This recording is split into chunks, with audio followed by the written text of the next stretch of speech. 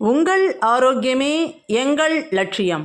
மாமியார்ஸ் அடுப்பங்கராவிலிருந்து இன்றைக்கி நீங்கள் பார்க்க போகிறது வெரி ட்ரெடிஷ்னல் ரெசிபி.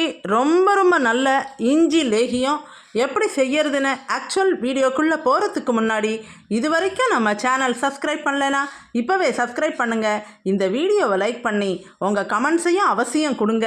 இவங்க மற்றவங்களுக்கும் ஷேர் பண்ணுங்கள். வாங்க ஒரிஜினல் வீடியோக்குள்ளே போவோம். இன்றைக்கி நம்ம பார்க்க போகிறது மாமியார் அடுப்பங்கரால மாமியார் ஸ்பெஷல் இஞ்சி லேகியம். அவங்க என் மாமியார் ஒரு 60 வருஷமாக இதை அடிக்கடி பண்ணியிருக்காங்க. குடும்பத்தில் உள்ள அத்தனை பேருக்கும் இது டைஜஷனுக்கு ரொம்ப ஹெல்ப்ஃபுல்லாக இருந்திருக்கு. அதைத்தான் நாம் இன்றைக்கி உங்கள் எல்லாரோடையும் ஷேர் பண்ணி செய்ய போகிறோம். வாங்க பார்க்கலாம். இதை எடுத்து வச்ச இஞ்சி இருக்கு இல்லையா, இது எல்லாத்தையும் தோலை நீக்கிட்டு அதுக்கப்புறம் வாஷ் பண்ணி நல்ல ஃபைன் சாப் பண்ணி எடுத்துகிட்டு வந்துடுவோங்க.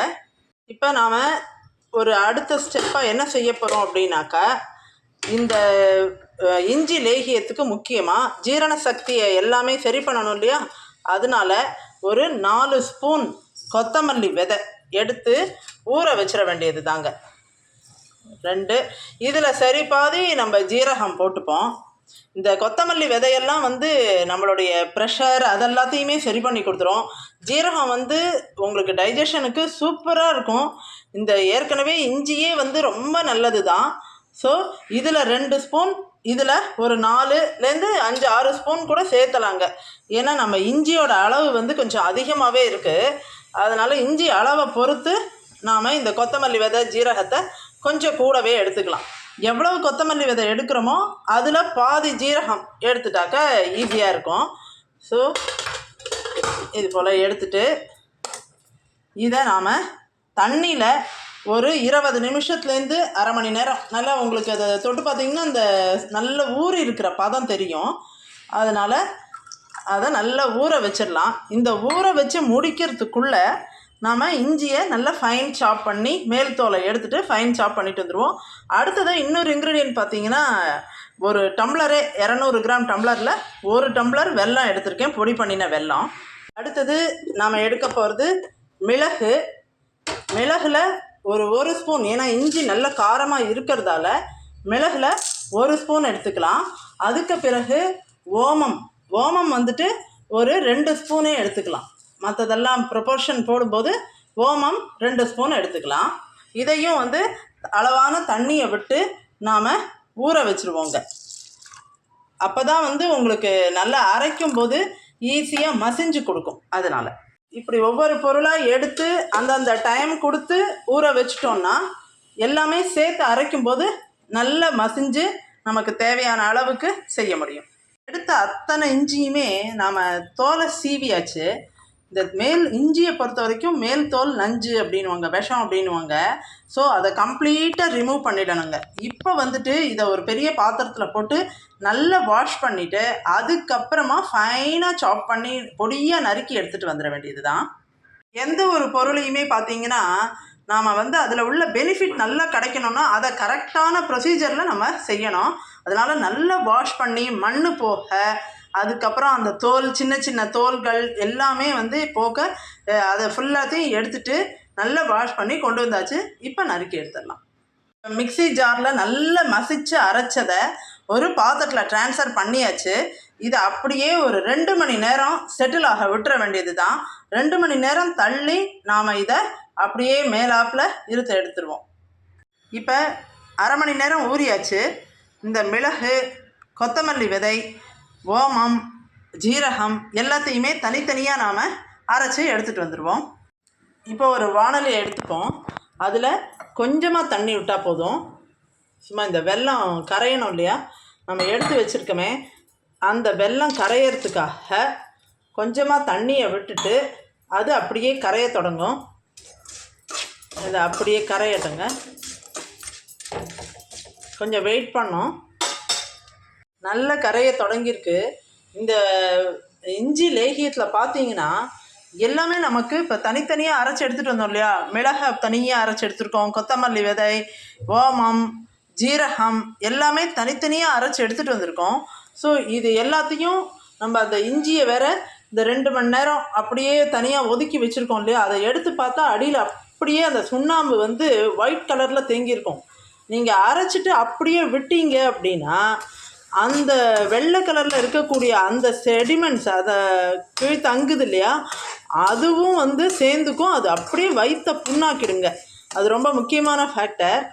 அதனால் அதை 2 மணி நேரம் அப்படியே எடுத்து வச்சுட்டு, இது போல் இந்த அடுப்பையும் நான் இப்போ சிம்மில் வச்சுருக்கேன். ரொம்ப அந்த பாகுபதமெல்லாம் இதுக்கு தேவையில்லை, நல்லா கரைஞ்சால் போதும். ஸோ நாம் இப்போ வந்து இதை எடுத்துட்டு அப்படியே இன்னொரு பாத்திரத்தில் அதிகமாக கலக்காமல் அப்படியே மெதுவாக மாற்றி விட்டோம்னா பாருங்கள் எவ்வளவு அந்த வெள்ளை கலரில் தேங்கியிருக்கு பார்த்தீங்களா. இதுதான் உடலுக்கு ரொம்ப ரொம்ப கெடுதல் தரக்கூடியது. அதனால் அந்த செடிமெண்ட்ஸை மட்டும் அப்படியே எடுத்துடணுங்க. உங்களுக்கு நல்ல இது தெளிவாக தெரியறதுக்காக இப்படி பார்த்துருக்கேன் பாருங்கள். இதையும் சேர்த்துட்டு நம்ம இஞ்சியை ஏதோ எப்போவுமே சமையலில் வந்து சீக்கிரம் பண்ணுறது, ஓகே குவிக்காக பண்ணுறதுன்றது எல்லாத்தையும் ப்ரேயர் அரேஞ்ச்மெண்ட் பண்ணி பண்ணுறது தானே தவிர நெசசரி ஸ்டெப்ஸை கம்ப்ளீட்டாக செஞ்சுக்கணுங்க. ஏன்னா பாதுகாப்பாகவும் செய்யணும் நம்ம. அப்போது இந்த வெள்ளை கலர் இந்த சுண்ணாம்பு இதெல்லாம் சேர்ந்ததுன்னா வயிற்று அப்படியே புண்ணாக்கிடும். அதனால் இதை டோட்டலாக ரிமூவ் பண்ணிவிட்டு நாம் இந்த மேலாப்பில் இருக்கு இல்லையா இஞ்சி தண்ணி, அது மட்டும்தான் யூஸ் பண்ண போகிறோம். இதை அப்படியே ஒதுக்கி விட்டுற வேண்டியது தான். எல்லாத்தையுமே நாம் நல்லா கரையை விட்டு அதுக்கப்புறம் வடிகட்டி எடுத்துகிட்டு வந்துட்டோம் இப்போது. ஏன்னா கீழே அப்படியே இந்த வடிகட்டும் போது பார்த்திங்கன்னா அவ்வளோ மண் கல் சின்ன சின்ன கல்லெல்லாம் இருக்குது. ஸோ ஒரு விஷயத்தை நம்ம ஹெல்த்துக்காக பண்ணுறோம், ஆரோக்கியத்துக்காக பண்ணுறோம் அப்படின்னா இந்த மாதிரி சில முக்கியமான ஸ்டெப்ஸையும் நம்ம ஃபாலோ பண்ணிக்கணும். அதில் இருக்கிற கல் மண்ணெல்லாம் சேர்ந்துச்சுன்னா வயிற்றுக்கு நல்லது பண்ணுறதுக்கு பதிலாக கெட்டது பண்ணி விட்டுரும். அதனால் கட்டாயமாக இந்த ஸ்டெப்பும் ரொம்ப முக்கியங்க. வடிகட்டின இந்த வெல்லத்தில் நாம் அரைச்சி வச்சிருக்கிற மிளகு தண்ணீர்லையும் அதை விட்டுட்டு அடுத்தது கொத்தமல்லி விதையை நல்லா ஊற வச்சு அரைச்சி எடுத்துகிட்டு வந்திருக்கோம். அதுக்கப்புறம் அந்த ஜீரகத்தை ஊற வச்சு அரைச்சி எடுத்துகிட்டு வந்தாச்சு. அதுக்கு பிறகு ஓமம் அதையும் அரைச்சி எடுத்துகிட்டு வந்தாச்சு. இது எல்லாத்தையும் போட்டுட்டு இதை அப்படியே ஒரு கிளறி கொடுக்கலாம். ஒரு 5 நிமிஷம் போல் பாயில் ஆகட்டுங்க. இது இந்த மாதிரி கொதித்து வரும்போது நாம் எடுத்து வச்சுருக்கிற இஞ்சியோட கம்ப்ளீட் அந்த செடிமெண்ட்ஸ் எல்லாம் அந்த தேங்கினது எல்லாத்தையும் சுண்ணாம்பு தண்ணி எல்லாத்தையும் தள்ளிட்டு இஞ்சி சாறு வச்சுருக்கோம் இல்லையா, அதையும் இதில் போட்டாச்சு. இப்போ இது நல்லா அப்படியே கொதித்து வர வேண்டியதான். ஓரளவுக்கு கெட்டியாக வர சமயத்தில் நாம் அடுப்பை கொஞ்சம் சிம்மில் வச்சுக்கலாம். பொங்கி வழிஞ்சிடாத அளவுக்கு அடுப்பை ஒரு மாடரேட் கூட மீடியமில் வச்சுக்கலாங்க. இது நல்லா கொதித்து வரட்டும். எதுக்காக இந்த இஞ்சி லேகியம் இவ்வளோ முக்கியமாக செய்கிறோம் அப்படின்னாக்கா, இப்போ இந்த ஜென்ரேஷனில் பார்த்தீங்கன்னா பசங்க ரொம்ப சின்ன பசங்களாக தான் இருக்காங்க. ஆனால் நல்ல ஈஸியாக வெயிட் போடுறாங்க. ஏன்னாக்கா வயசு 30, 35 அப்படின்றாங்க, ஆனால் நல்லா வெயிட்டு போடுறாங்க. அப்புறம் இன்னும் சில பேர் இன்னும் சின்ன பசங்க வெயிட்டு போடுறாங்க. என்னன்னாக்கா இந்த ஃபுட்டு தான் காரணம், அவங்களுடைய ஜீரண சக்தி தான் காரணம். இந்த மைதா மாவு இப்போ பார்த்தீங்கன்னா மைதா மாவு நம்ம ஒரு அளவுக்கு என்றைக்காவது ஒரு நாள் ஏதோ ஒரு டிஷ்ஷு பண்ணுறோம், போலி பண்ணுறோம், அதெல்லாம் பரவாயில்லங்களாம். ரெகுலராக பிஸ்ஸா பர்கர் அப்படின்னு எடுக்கிறாங்கல்ல, அப்போது அந்த மைதா மாவு போய் அப்படியே ஸ்டிக்கான் ஆகி அவங்க அந்த சின்ன பசங்களோட குடலில் வந்து ஒரு அளவுக்கு ஜீரண சக்தியே அந்த வயிற்றில் போயிடுதுங்க. அதனால தான் அந்த ஜீரண சக்தி இல்லைன்னா சாப்பிட்ற சாப்பாடெல்லாம் அப்படியே தேங்கி கெட்ட கொழுப்பாக மாறி பசங்க ரொம்ப வெயிட்டு போடுறாங்க, ஒபிசிட்டின்றாங்க, ஜிம்முக்கு போகணுன்றாங்க, எவ்வளோ சிரமங்கள் எவ்வளோ கஷ்டங்களை அனுபவிக்கிறாங்க. அப்போ அதுக்கு காரணம் என்ன? அடிப்படையாக ஜீரண சக்தி சரியாக இல்லை. ஏன் அந்த காலத்துலலாம் வந்து பாட்டி காலத்துலலாம் ஜிம்மில் போய் தான், எந்த பாட்டியாவது ஜிம்மில் போய் பார்த்துருக்கீங்களா? கிடையவே கிடையாது. அப்போ அவங்களுக்கெல்லாம் எதனால் வந்து வெயிட்டும் போடலை, நல்லா அழகாக அவங்க வேலையை கரெக்டாக செஞ்சுட்டே வந்துடுவாங்க. எப்படி சாத்தியமாச்சு? என்ன காரணம் அப்படின்னு பார்த்தா அவங்க வந்து சாப்பிட்ற சாப்பாட்டை ஜீரணிக்கக்கூடிய அளவுக்கு இருந்துச்சு. என்ன, அவங்க உடல் உழைப்பு ரொம்ப அதிகம். இப்போ காலையிலேருந்து நைட்டு வரைக்கும் அப்படியே சேர்லையே உக்காந்துடுறாங்க. ஃபிசிக்கல் ஆக்டிவிட்டி இல்லை. வாக்கிங், இதுக்காக வந்து வாக்கிங் போகிறது ஒரு மஸ்ட்டு. ஒரு 45 நிமிஷம் வாக்கிங் போங்கங்கிறாங்க. அதுக்கு நேரம் இல்லை. இந்த யங் ஜென்ரேஷன் ரொம்ப பாவம் தான் அவங்க. அப்போ அவங்க என்ன செய்யணும் அப்படின்னா இந்த ஃபுட்டு செலெக்ஷன் கரெக்டாக வச்சுக்கணுங்க.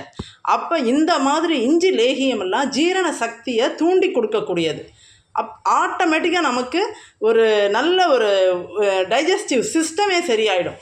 அதனால இது மாதிரி பண்ணி வச்சு அப்பப்போ டெய்லி ஒரு சின்ன உருண்டை நெல்லிக்காய் அளவுக்கு எடுத்து சாப்பிட்டுட்டு வந்தால் அவ்வளோ தூரம் அவங்க ஹெல்த்து கிளியராக ஆக ஆரம்பிச்சிடும். இந்த ஒபிசிட்டி ப்ராப்ளமே வராதுங்க. நல்லா கொதிக்க ஆரம்பிச்சிருக்கு. ஸோ இது வந்துட்டு நல்ல ஓரளவுக்கு அந்த தண்ணி எல்லாம் வற்றி ஒரு அளவுக்கு கெட்டி பதமாக வரணும். அது வரைக்கும் நாம் அப்பப்போ கிளறி கொடுத்துட்டே இருக்கலாம். நல்லா கொதித்து ஓரளவுக்கு தண்ணி எல்லாம் வற்ற ஆரம்பித்தாச்சு. அப்படியே இன்னொரு கொஞ்சம் நேரத்தில் இன்னும் கெட்டிப்பட்டுருங்க. அந்த ஸ்டேஜில் நாம் கொஞ்சமாக நெய் ஆட் பண்ண போகிறோம். இப்போ ஒரு 2 ஸ்பூன் நெய் ஆட் பண்ணிக்கலாம். 2 ஸ்பூன் நெய் ஆட் பண்ணிவிட்டு இது போல் நல்லா கிளறி கொடுத்துருவோம். இந்த தண்ணியெல்லாம் நல்லா வற்ற ஆரம்பித்து கெட்டிப்பட ஆரம்பித்தாச்சு. அந்த ஸ்டேஜில் தான் நம்ம நெய் விட்டுருக்கோம். தளன்னு தழைச்சி அப்படியே ஒரு இதாக வருது. சரியான பதம் சொல்லணும்னா நல்ல அல்வா பதம் வந்தாச்சு. இதை ஒரு 2-3 நிமிஷம் அப்படியே கொதிக்க விட்டுட்டு கேஸை ஆஃப் பண்ணிடலாம். ட்ரை ஆயாச்சு. அதனால இப்போ அப்படியே சுருண்டு வர ஆரம்பித்தாச்சு பாருங்கள். நம்ம நெய்யும் விட்டுருக்கோம். அதனால் தேவைப்படுறவங்க நான் நெய் கொஞ்சம் நல்லா சேர்த்துவேன் அப்படிங்கிறவங்க இன்னும் 2-3 ஸ்பூன் கூட சேர்த்துக்கலாம். அப்படி இல்லை அப்படின்னா அந்த போட்ட 2 ஸ்பூன்லையே இது போல் நல்லா கிளறி கொடுத்துட்டோம்னா பாருங்கள் அடி ஒட்டாமல் வருது. தண்ணியும் இல்லை, எல்லாமே ட்ரை ஆனதுனால அந்த தளன்னு தலைக்கலை. இப்போ நம்ம கேஸை ஆஃப் பண்ணிக்கலாம். வயிறு சம்மந்தப்பட்ட எல்லா பிரச்சனைகளும், வயிறு இப்போ சாப்பிட்ட உணவு சரியாமல் இருக்கிறது, அப்புறம் வயிற்று மந்தம், பசியின்மை, ஜீரண சக்தி குறைவாக இருக்கிறது, தலை சுத்தல், வாந்தி, மயக்கம் எல்லாத்துக்கும் இந்த ஒரு லேகியமே சரிப்படுத்தக்கூடியது. ஸோ இது போல் ரொம்ப ட்ரெடிஷ்னலாக ரொம்ப நல்ல நல்ல ரெசிபீஸை, நம்ம ஆரோக்கியத்தை மேம்படுத்தக்கூடிய பல ரெசிபீஸை நம்ம சேனலில் உங்கள் எல்லாத்தையும் அடிக்கடி ஷேர் பண்ண போகிறோம்.